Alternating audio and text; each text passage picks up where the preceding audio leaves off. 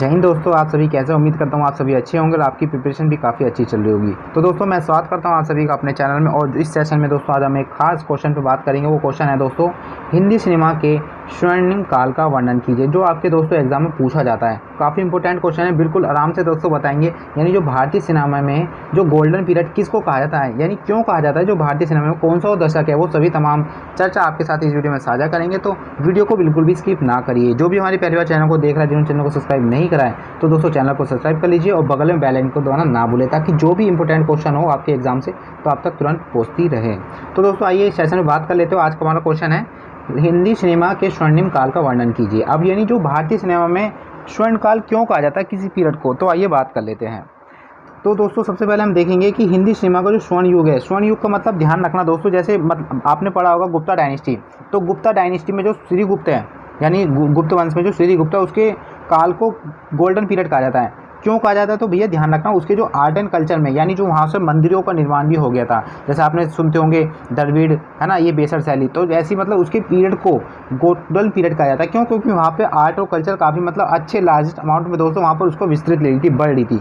तो ऐसी दोस्तों हिंदी सिनेमा का स्वर्ण काल इसलिए कहा जाता है, यानी 1960 के दशक को कहा जाता है। तो ध्यान रखना, हिंदी सिनेमा के जो स्वर्ण का युग को दोस्तों 1960 के दशक में कहता है। क्यों? क्योंकि मतलब इस समय में काफ़ी मतलब जो हिंदी सिनेमा था उसने काफ़ी उपलब्धियाँ हासिल कर ली थी, काफ़ी अच्छी अच्छी फिल्म बनाई जा रही थी, काफ़ी अच्छे यहाँ पर नायक और खलनायक भी हुआ करते थे। तो इसलिए जो 1960 का दशक है, यानी 1960 के दशक से 1970 का दशक के बीच, इसी को ही क्या स्वर्ण युग कहा जाता है।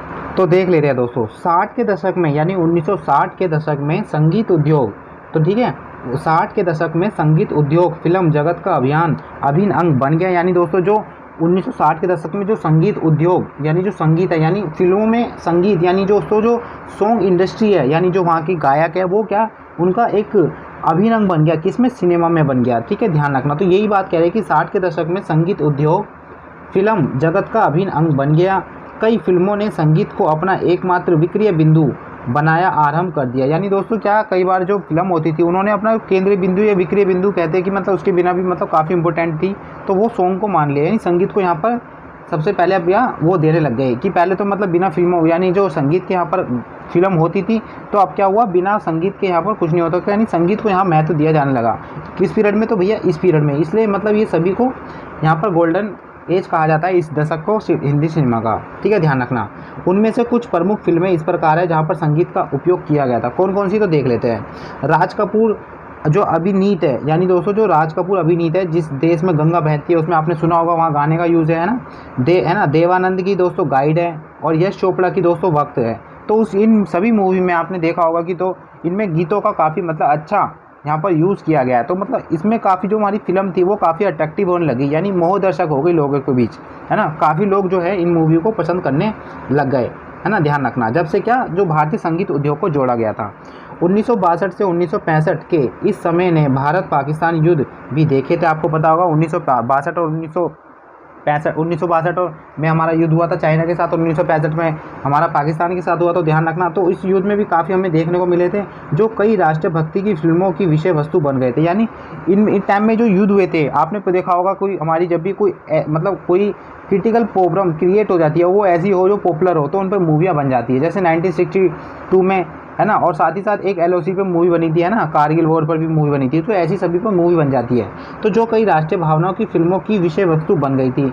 इस विधा में उल्लेखनीय नाम थे, मतलब जो इनमें काफ़ी इंपॉर्टेंस देते थे। यानी कोई भारत में ऐसी मतलब प्रॉब्लम क्रिएट हो गई क्या, हाँ इस पर मूवी बननी चाहिए और लोगों को जागरूक करना चाहिए कि हाँ ऐसी कंडीशन हुई है ये।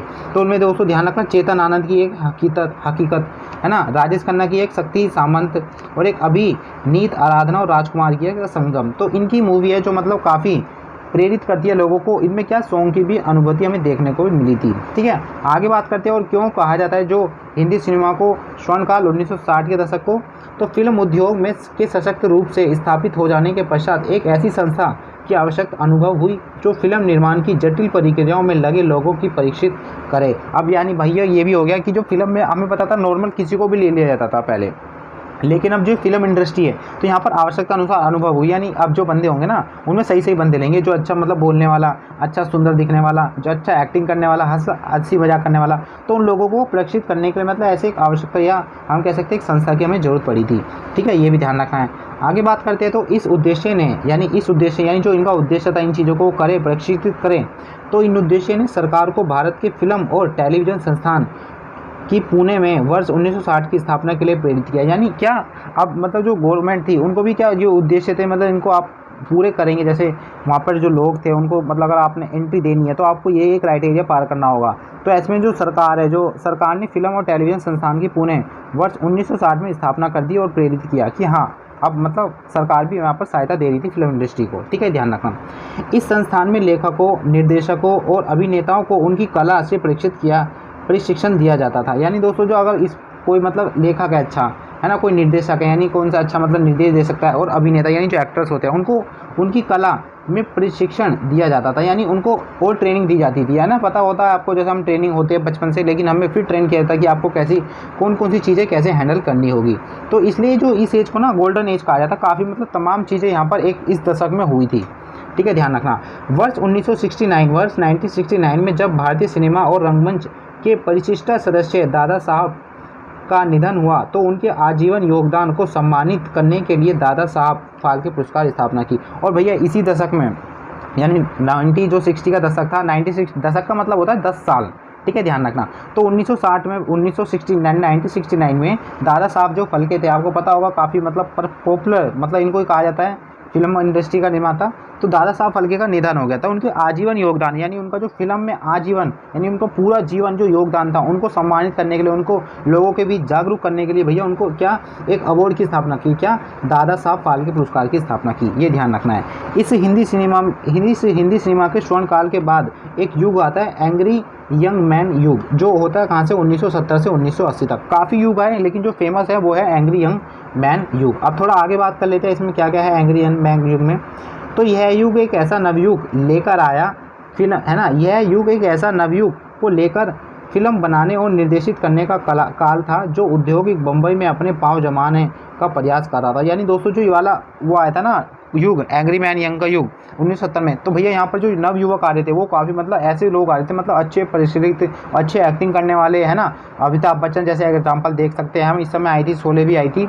तो मतलब काफ़ी मतलब ऐसे लोग देख रहे थे। और जो उद्योग था यानी जो वो इंडस्ट्री थी फिल्म इंडस्ट्री, वो बम्बई में अपने पैर पसारने शुरू कर दिए थे। ये भी आपको ध्यान रखना है। ठीक है, इस समय में डरावनी फिल्मों की एक विधा और भी चल रही थी। यानी इस समय जो टाइम पीरियड था यहाँ पर डरावनी फिल्म आपने देखा होगा, पहले डरावनी फिल्म कितनी आती थी नाक के ऊपर, है ना, लेकिन अब तो बहुत ही कम हो गई है। ठीक है, ये ध्यान रखना है।